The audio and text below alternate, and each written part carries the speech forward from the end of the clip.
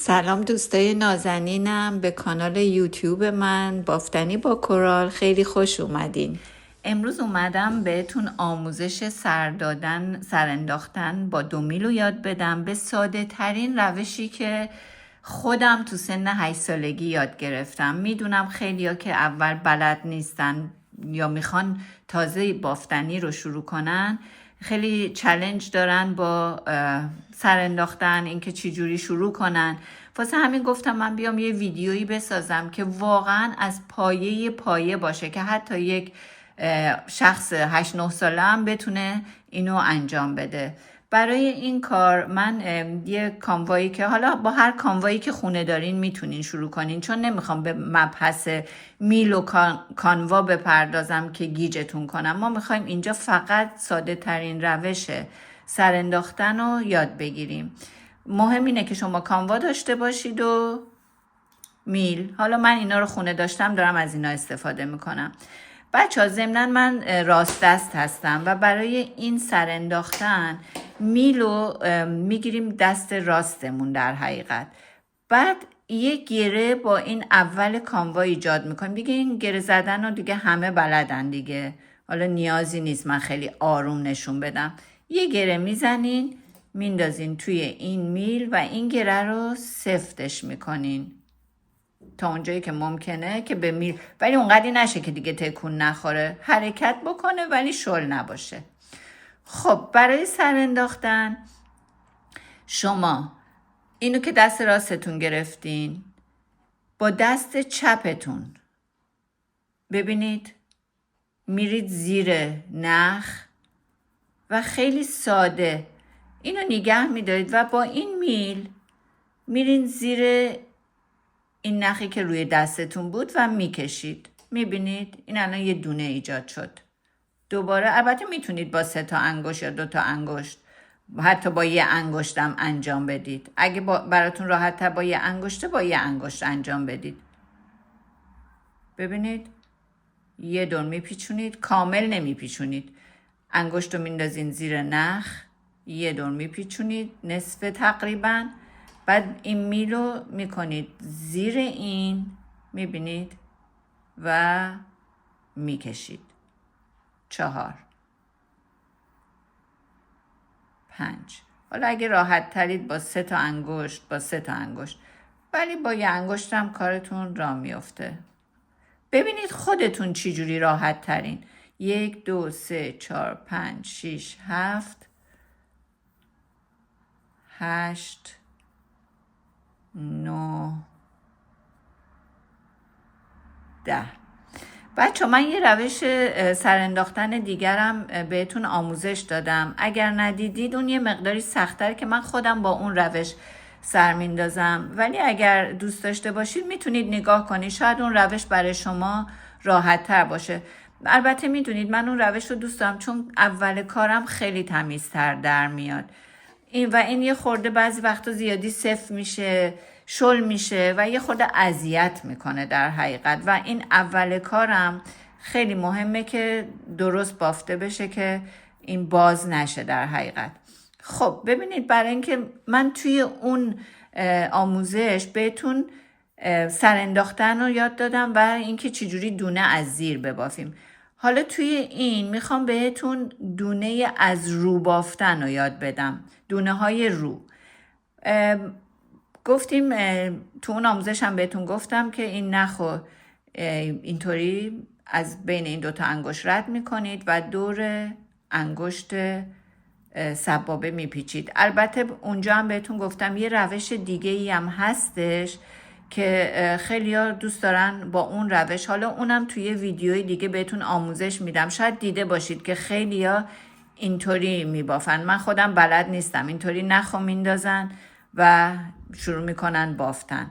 حالا میتونم بهتون توی آموزش نشون بدم، ولی الان میخوام بهتون طریقه بافتن این مدلی که خودم میبافم و یاد بدم، یعنی دور انگشت سبابه نخو پیچیدن.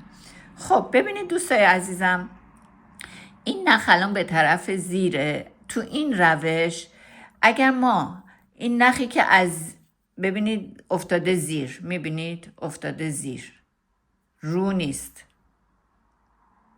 زیره. اگر ما اینو از زیر بخوایم ببافیم اصلا نمیشه. میبینید اصلا نمیشه. پس چی کار میکنیم؟ توی این روش سر انداختن دونه اولمونو از رو میبافیم که بتونیم اصلا این دونه در حقیقت یه حالتی باشه که بشه بافتش. و دونه از رو کلن این مدلی هستش. حالا گذشته از این نخ اینطوری هستش که شما میلو میندازید از روی این میلی که دست راستتونه میندازید روی این میل، اسمش هم روشه، از رو، دونه رو بهش میگن رو، میندازید رو و این دونه رو میگیریدش و با این دستتون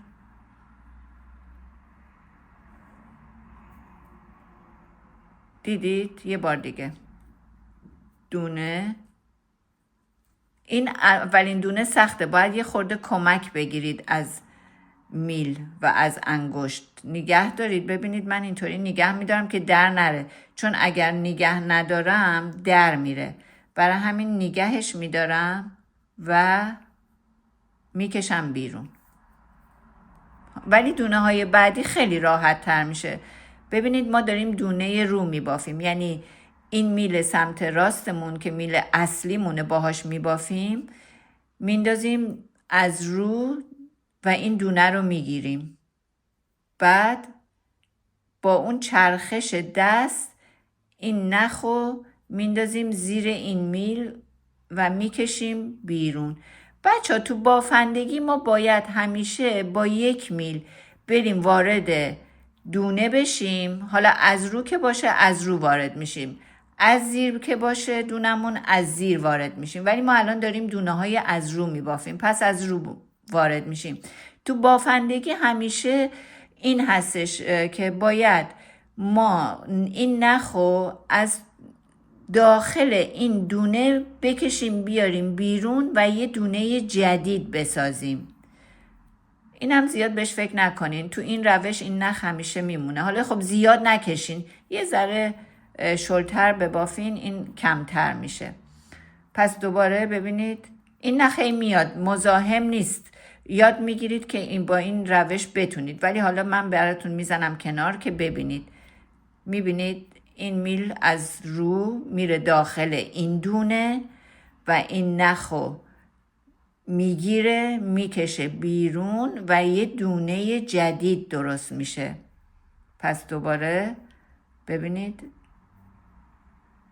حالا باز برای اینکه بهتر ببینید من این نخو با این دست میدم کنار از رو، بعد دستو میچرخونه آدم و دونه رو میکشه بیرون. دوباره ببینید این نخ الان اینطوریه، من یه خورده میدمش کنار، میلمو میندازم رو، بعد این نخو دوباره باید بیارید که این میل در حقیقت این نخو بکشه بیرون.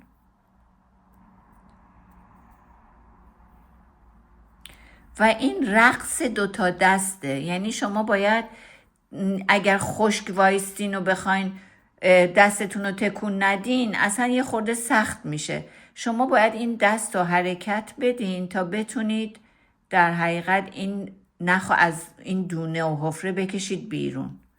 خب این شد رج اول ما، همه دونه هامون از رو. برای اینکه ما بتونیم دوباره این دونه ها رو از رو ببافیم، اینجا به نظر میبینید اینا همه به طرف پایینه ولی ما باید از رو ببافیم. باز دوباره میایم این دونه اول رو کاری نداریم نمیبافیم، دونه دوم نخو میاریم رو و میبینید من اینو با دست میدم کنار که شما ببینید، یا اینکه اگه خودم بخوام ببافم میندازم لای این و میکشم بیرون. حالا باز یه چیز دیگه، خیلی ها همین دونه رو اینطوری میبافن بعد این نخو میدن بیرون، ولی من خودم شخصا میگم دونه روه از رو میبافم و گیجم نمیشم.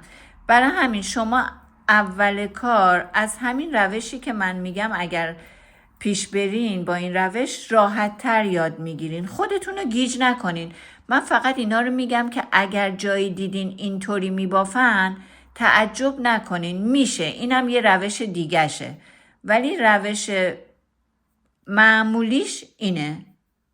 فقط جهت اطلاعتون که دیده باشین و شنیده باشین. خب دونه آخرم از رو برمیگردیم رج بعدی. الان بچه ها هنوز نشون داده نمیشه، ولی به این مدل میگن برفی.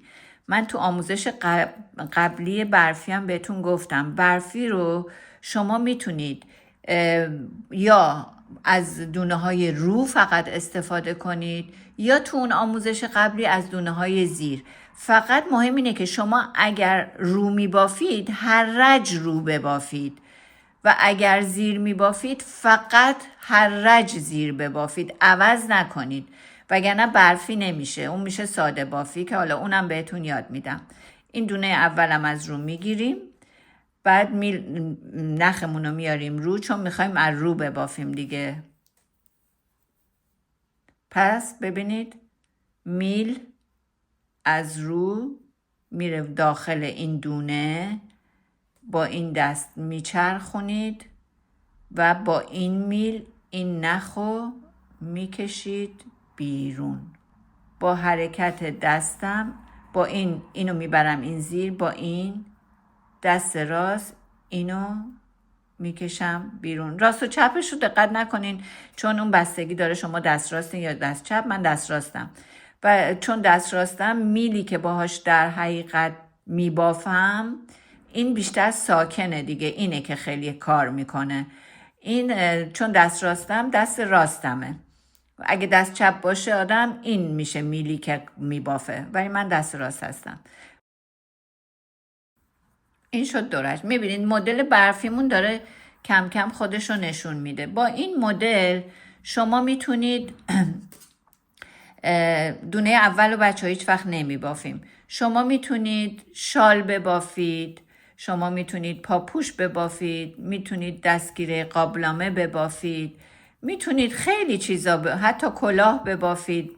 یعنی شما اگر سر انداختن و دونه زیر یا دونه رو مثل اینجا که ما الان داریم رو میبافیم و یاد بگیرید دیگه، راحت میتونید برای خودتون یه شالی، یه پاپوشی، یه چیزی ببافید. بچه ها من یه خورده تندتر میبافم که ببینید وقتی که آدم دستش راه بیفته در حقیقت تمرینه، مثل هر کار دیگه‌ای تمرینه. و مثلا وقتی که بیکارید یا میخواید یه خورده ریلکس کنید، من خودم بافتنی واقعا کمکم میکنه که ریلکس کنم. وقتی فکرم خیلی شلوغ و خیلی مشغوله، وقتی بافتنی میبافم اصلا به قول معروف از دنیا فارغ میشم، اینقدر که بهم آرامش میده و در حقیقت ریلکسم میکنه. پیشنهاد میکنم اگر تا حالا بافتنی رو شروع نکردین، گام به گام با من پیش برین. من بهتون بافتنی های خیلی ساده یاد میدم که بتونید واقعا شروع کنید و به شوق بیاید، تشویق بشید و ادامه بدید. و بعد قدم به قدم تو کانال با هم دیگه پیش میریم و پروژه های یه خورده بزرگتر رو شروع میکنیم. الان این فقط به خاطر اینه کساییه که واقعا تا حالا بافتنی نبافتن و میخوان شروع کنن بافتنو. خب این رجم بافتم، خواستم بهتون نشون بدم که این مدل ببینید بچه ها چقدر قشنگه. یعنی واقعا با این الان شما این میتونه شال یه عروسک بشه، همینو ادامه بدین میشه شال عروسک.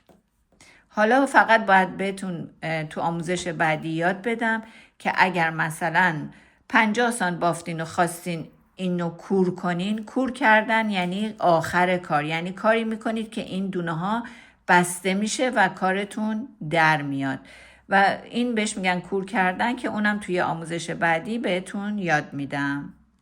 امیدوارم از این آموزش لذت برده باشید و پیشنهاد میکنم حتی اگر شده با یه نخی که اضافه خونه دارین یا یه کاموای خیلی ارزون برای حتی عروسک هم شده یه شال ببافید که به شوق و اشتیاق بیاین و بتونین ادامه بدین. بچه ها خیلی خوبه آدم اگر بتونه بافتنی برای خودش ببافه، هم از نظر اقتصادی خوبه، همین که واقعا همونطوری که گفتم یه هابی و یه تفریح خیلی سالم و خیلی ریلکس و خیلی آرامش دهنده است. امیدوارم خوشتون اومده باشه.